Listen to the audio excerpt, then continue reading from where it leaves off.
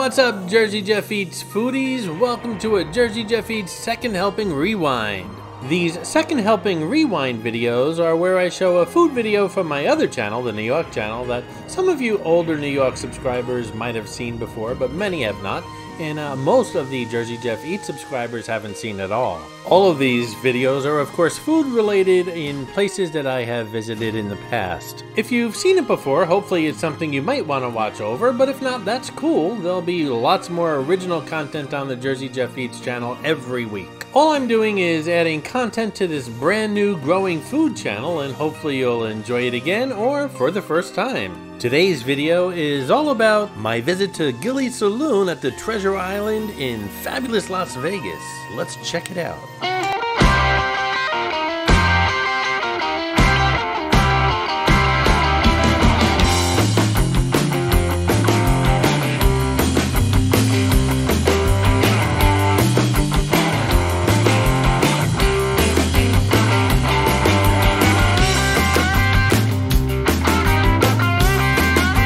Today I'm back in Las Vegas on the Las Vegas Strip. I am staying at the Palazzo currently, the all-suite Palazzo, one of my favorite stays here in Las Vegas. I'm looking out my window at the TI, or what was formerly known as the Treasure Island. I'm going to head across the street there and check out a burger at Gilley's. I haven't eaten at Gilley's. I've been there for some beers and I've been there for some line dance lessons. Those videos are available, by the way, on the New York channel. But today I'm going there for lunch for a burger, a specialty burger. I don't know what it is yet. I'm going to find out once I check out that menu. But I'd like you to come along with me.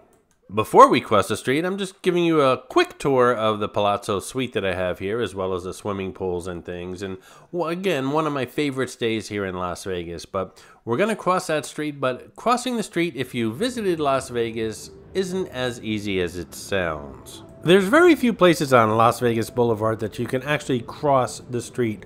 Most places you have to go over the street on a pedestrian bridge. And my game plan here is to leave the Palazzo, make a left, and head towards the Venetian, which is the sister hotel to the Palazzo. And there we have a pedestrian bridge that goes over Las Vegas Boulevard. And once we go over that bridge, we'll make a right and head back to the direction we were coming from, only on the other side of the street, which should bring us to the front, which will actually bring us to the front of the TI.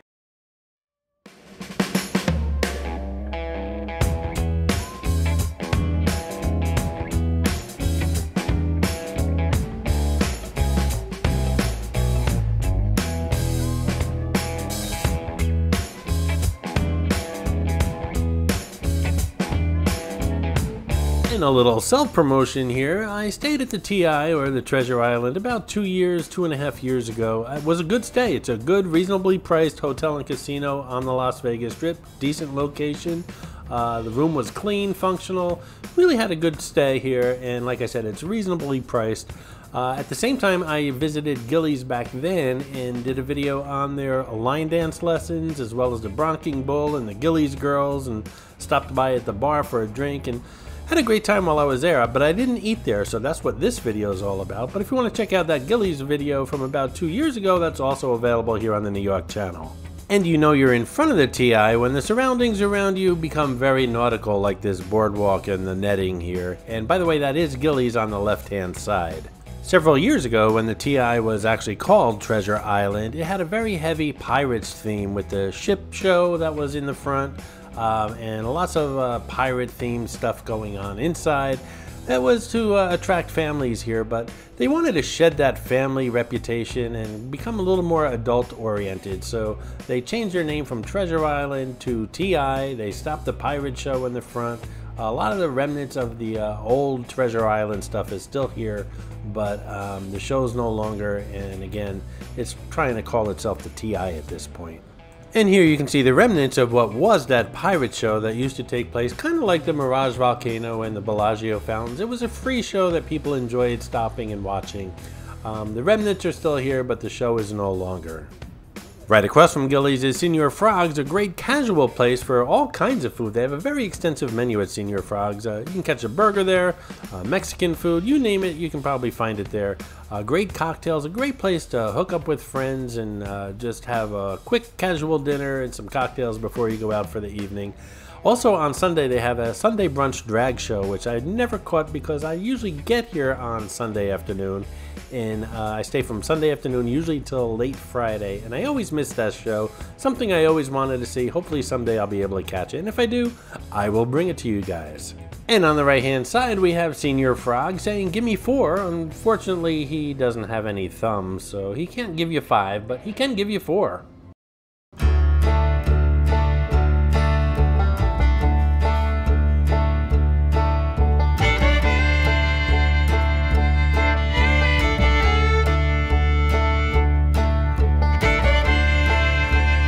As you can see here, Gilley's has a shop, and you can find everything here from belt buckles to Gilley magnets to expensive cowboy boots.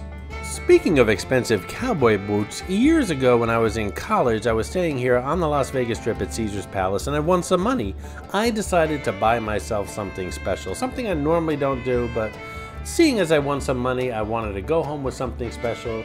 I spent about $600 or $700, somewhere in that neighborhood, on an expensive pair of snakeskin cowboy boots. Now, right off the bat, let me tell you, this isn't something I would do these days, but when you're in college and you're in your early 20s, it's all disposable income, and I won some money. I decided to splurge on something. Obviously, these days, I wouldn't spend $700 on cowboy boots. In any event, I love these boots, and I wore them everywhere, including back home in the Northeast. And one time I was in New York City, I was out clubbing, actually. Again, I was in my early 20s, and a snowstorm kicked in, and I got stuck on the streets of Manhattan with snow and road salt, and I was wearing these boots. The next day, the boots were ruined. All the snakeskin had separated. They were very good boots. They weren't cheap boots. I don't want you to think because the skin separated that they were cheap. It wasn't made for this kind of weather. So I still have those boots to this day, and every once in a while I'll wear them. A little separated, a little worn and torn and tattered, but I'll still wear them every once in a while. This is the main saloon area, I guess you would call it, of Gilley's. This is where I made the video of the line dance lessons and the bronking bowl and all that stuff. But for lunch today, we're going to be heading out. It's kind of like a semi-indoor, outdoor area. You have the view of the Strip, some great country and western music, and as well as that great food, which we're going to check out very shortly.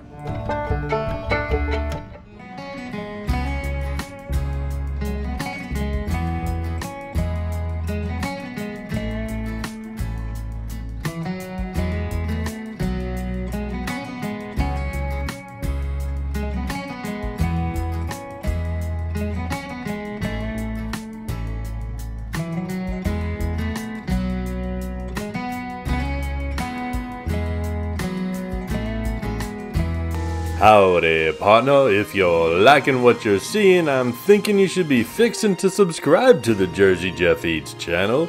It's the best thing you can do all day, and it doesn't cost you a penny. And if you're enjoying this particular video and my deep, deep voice, I would give the video a thumbs up at the same time. It really does help the channel out. Thanks for your support, guys. Now the menu here at Gilley's isn't that extensive, and that's once in a while I find that refreshing, because how many times have you walked into a restaurant and there's like a 20-page menu and you just don't know where to begin? Gilley's, it's pretty much straightforward. They have a couple of appetizers, a couple of finger foods, a couple of sandwiches, a couple of burgers. Not that much to choose from, but it makes deciding very easy, and the choices are really good. That being said, my philosophy always was if you have a limited menu, which they have here, the food better be good, and we're about to find out very shortly.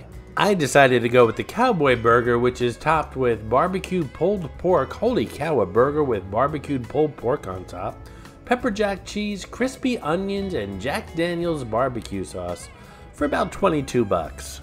The Strip is right outside these windows. There's lots of video monitors in here to show off some great country and western videos with a great sound system in here. I'm really looking forward to this lunch.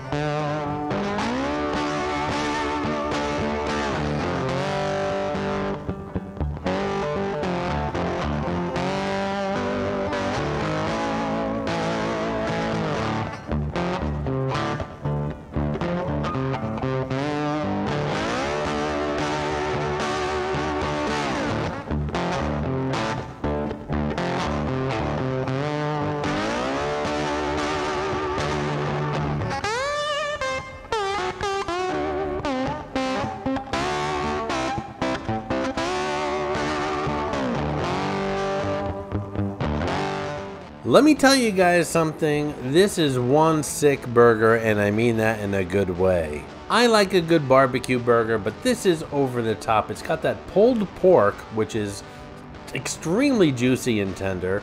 It's got that beef burger patty underneath. It's got Monterey Jack cheese melted all over it, and those crispy onions, and that Jack Daniel's barbecue sauce. And this bun is toasted, but it's buttery. It is just a perfect barbecue burger. And yes, when I get a huge messy burger that's just overstuffed with yummy juicy goodness, I tend to slice it in half. And yes, some people might say that's blasphemy for a burger guy, but it's one thing that I do just to make it manageable, I guess. I'm really enjoying this burger, and it's got that ooey gooey Monterey Jack cheese just stringing all over the place, making a mess of my hands, the plate, the table, my mouth, my beard, you name it. There's Monterey Jack melted everywhere around here. And those fries, the only thing they use to season these fries is salt, and they're shoestring fries. If you like McDonald's fries, which I think are really good fries, these are on par with McDonald's fries. Again, obviously we're not in McDonald's, but the fries are really good. They're not overly seasoned, they're just salted, they're crispy, they're delicious. Now, if you follow the New York channel, you know I've done burger challenges before here in Las Vegas, and Gordon Ramsay burger at Planet Hollywood always wins, and I really can't pick a favorite here between Gordon Ramsay and the Gilley's barbecue burger. They're on two completely different planes. One is a gourmet burger, the other one is obviously here a barbecue burger. Both delicious. And I guess it depends on what kind of mood you're in, but I'm going to call this a tie. Even though this isn't a burger challenge, I'm going to call it a tie between Gilley's barbecue burger and Gordon Ramsay's burger at Planet Hollywood. I guess it just depends on what kind of mood you're in.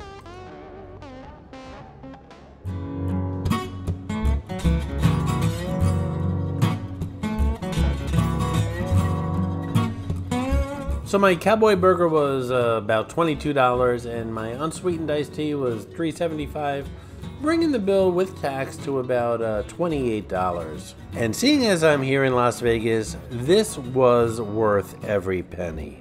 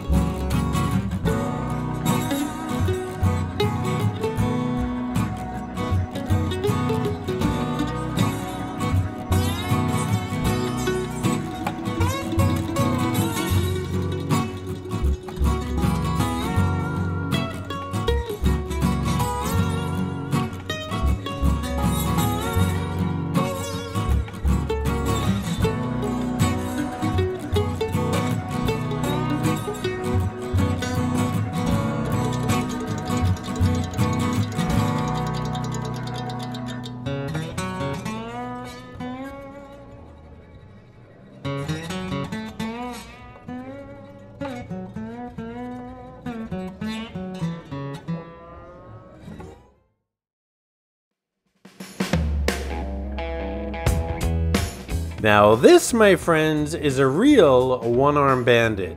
So I've been here a few times and have never been disappointed. The food is fantastic, the staff is super friendly, and the prices are reasonable. And if you come to Las Vegas often, I strongly suggest, if you've never been to Gilley's, you try it out. Even if you're not hungry, it's just a great place to start your evening off with a few beers or a few cocktails, watch some line dancing. The Gilley girls are super friendly. I forgot to mention that they do have live music here, so just stop off next time you're in town. I think you'll really enjoy it.